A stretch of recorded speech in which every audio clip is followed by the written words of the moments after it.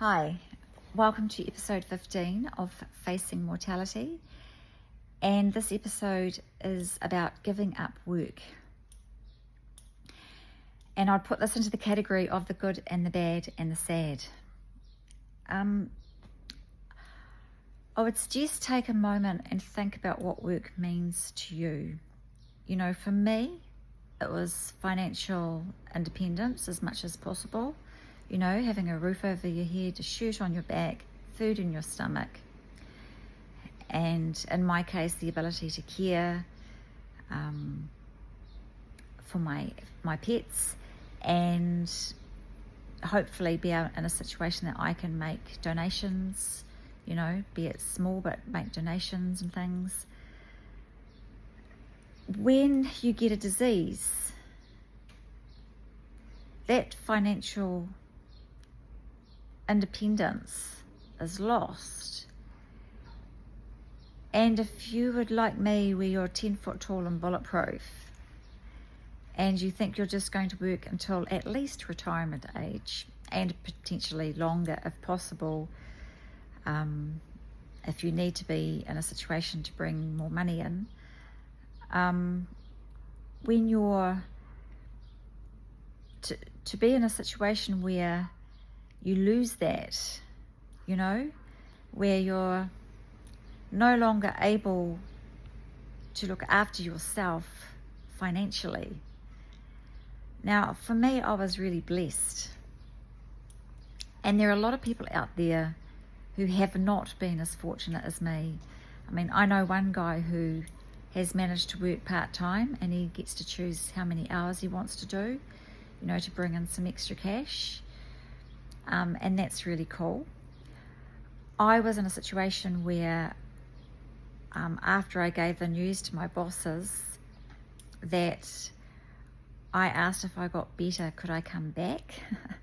And it was like, we'll do whatever we can to try and make it work.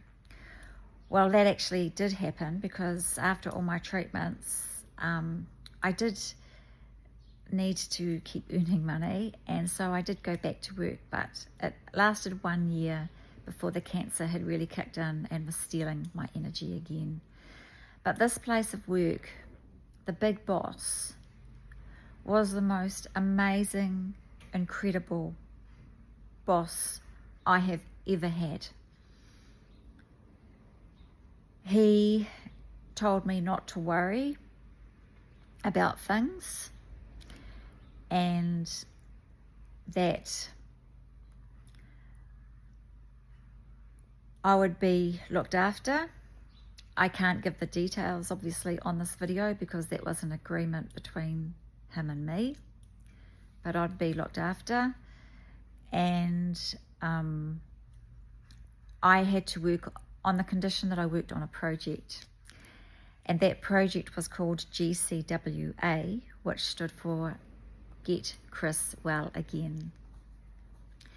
So fast forwarding to when I started back at work after my treatments, I actually did a presentation about the journey that I had been on from diagnosis until the time I had gone back to work.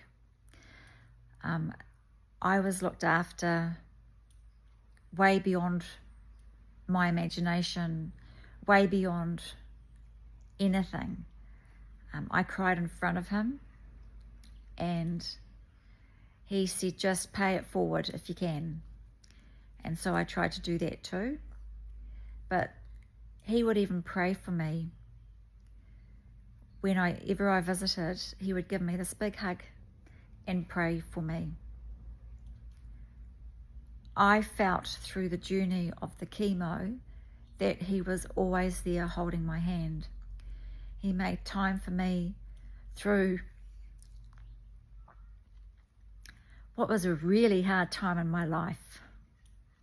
You know, chemo treatments, alternative treatments, radiation. He was there for all of it.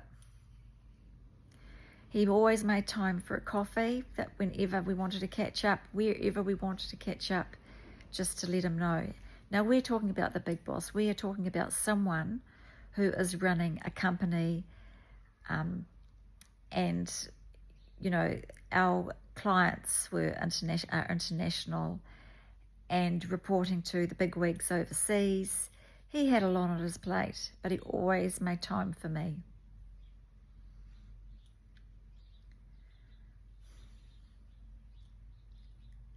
I've never met anyone like him. He didn't have to do it, and he did. I've got a friend who was able to work part-time at his company. He could just go in whenever he wanted and then just invoice for the hours that he did. And it was all dependent on his energy levels. He was struggling financially, as most people do. When we know that someone's off sick, there's not many of us who actually think of the financial impact that person's going through. That the money that they had coming in is basically no longer there. And for me, I was the complete opposite story. I had gone for a job interview at another place before I got this job, and I had several interviews, and I thought I'd got it. I mean, I didn't, not 100%, because I don't like to do that, but I thought I had got it, and it didn't work out, and I was a bit gutted about it, actually. And I told myself, don't worry, there's going to be something around the corner. That I always land on my feet one way or another. And so I ended up getting this job. And, not too, in the scheme of things, not too far down the track, because I'd worked at companies for 8 or 9 years, and I wasn't there that long. I mean, when did I get the job? I think I got the job in 2021, and I was diagnosed at the end of 2022.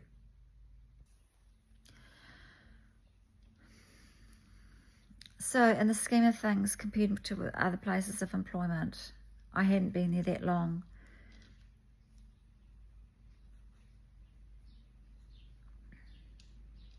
What I want to tell you in this video is that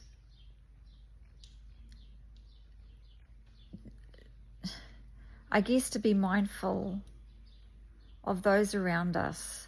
Yet again, this is just something else to be aware of, is that, for work, for a lot of us, for some of us it can be a form of identity. It is not that for me.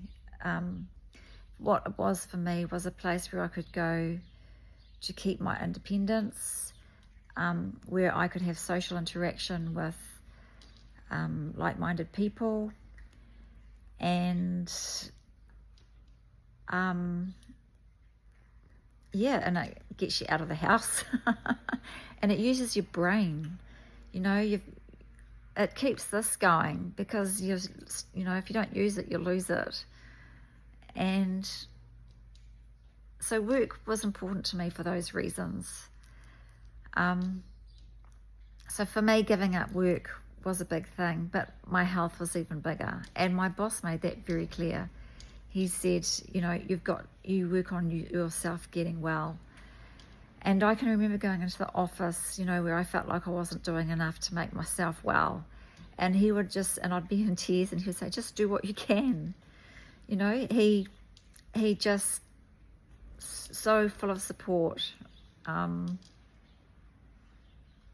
wish I could tell you his name on this, but I don't know if he's going to watch this, but if he does, I hope so. He has been one of the biggest blessings in this whole journey. I caught up with him when I had my last MRIs, which was a couple of weeks ago now.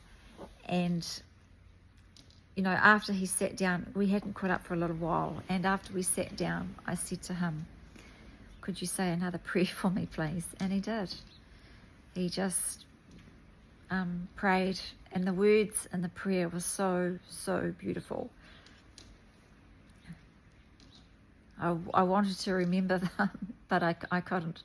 I was just once again overwhelmed with the pure gentle, considerate, compassionate heart that he has.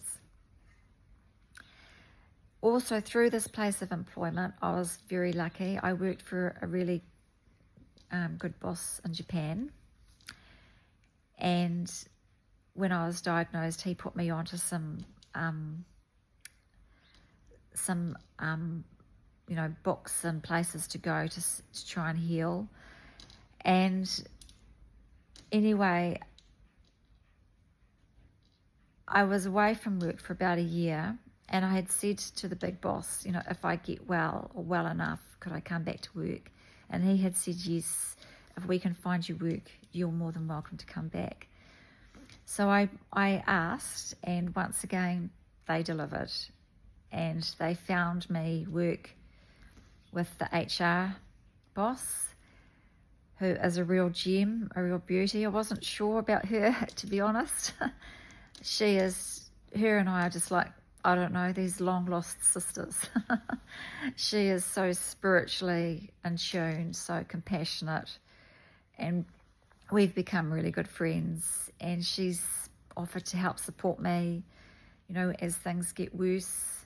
I've met a couple of friends like that, actually, where they are literally like my sisters.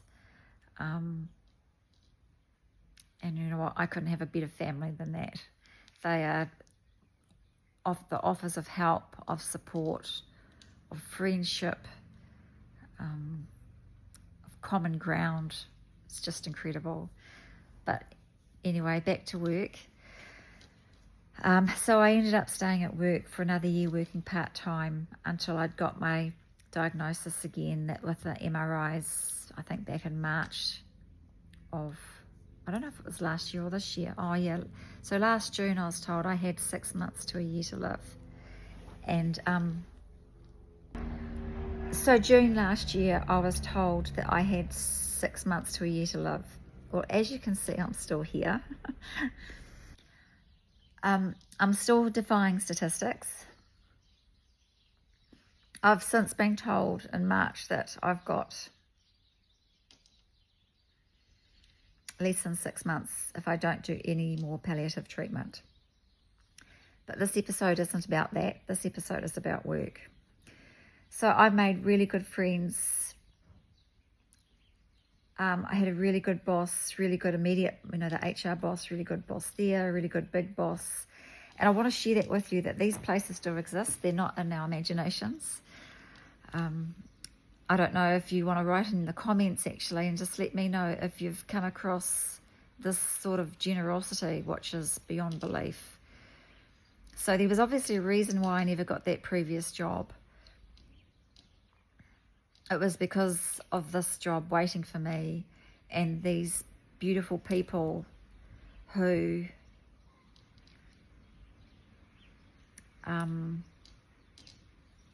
put people first. The people I've told about how well I have been, how much I've been blessed. The people I've talked with I've not met anyone who's been as blessed as what I have. I've heard about one other person at another company that I have been at when I was a contractor, but I haven't heard of any more since.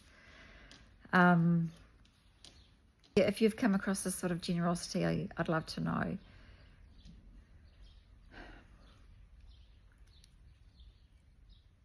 I know that when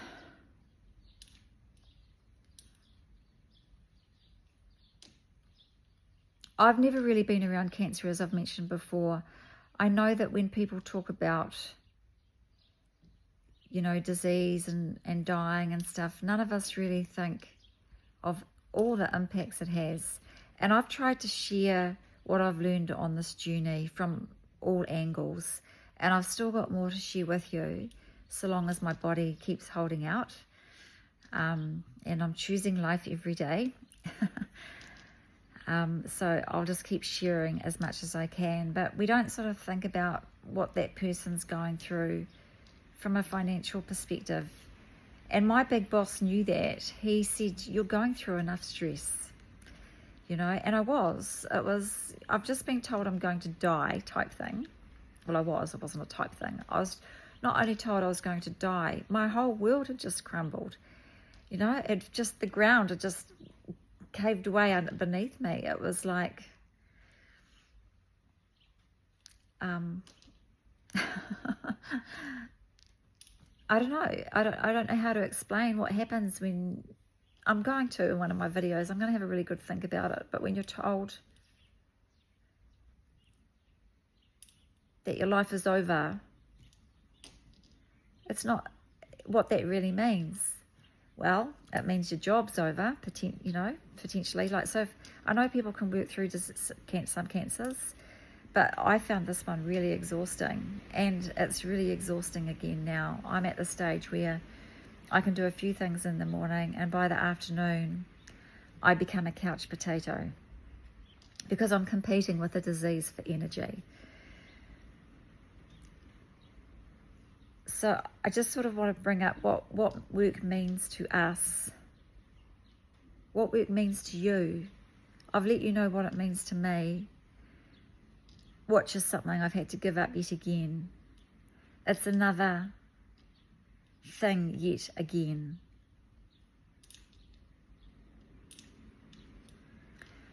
And yet it can still have a silver lining.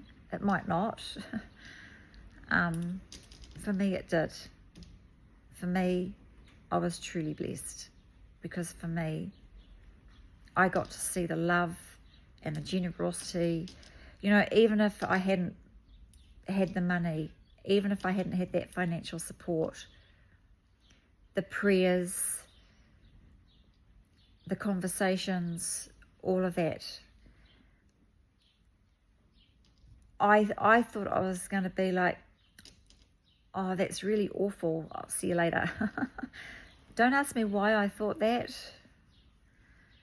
but it was nothing like that.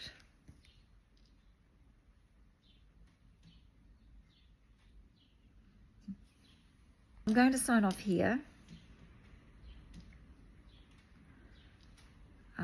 But I just wanted to share the work side with you,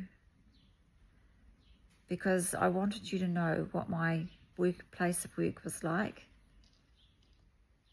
and also what it means to give up work. One thing I haven't said, and I need to say this, is that the giving up of work for me was like a real confirmation that I'm not well. It wasn't pretend, it wasn't surreal, it was me, it was, I'm not well and I need to prepare for death. That's what it was like for me, giving up work. And I tried to cling on to that, and that was why it was like, if I get better, can I come back?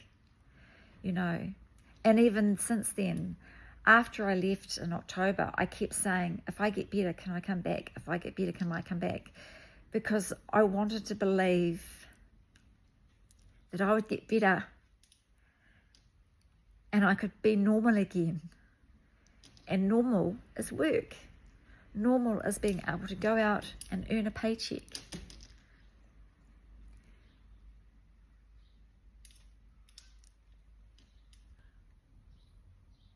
So I clung onto it. I've let it go now. I've let it go, that need to work, because I've realized that, you know, with that miracle, if I get that miracle, I'll find work, because I have a fundamental belief that I always land on my feet. But I struggled to let it go, and I struggled to let it go because it was confirmation of what is going on in this body that I occupy.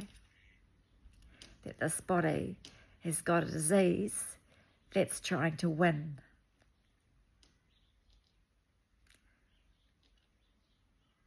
I know in the end, if I leave this body, if I pass over and I leave this body, my soul wins.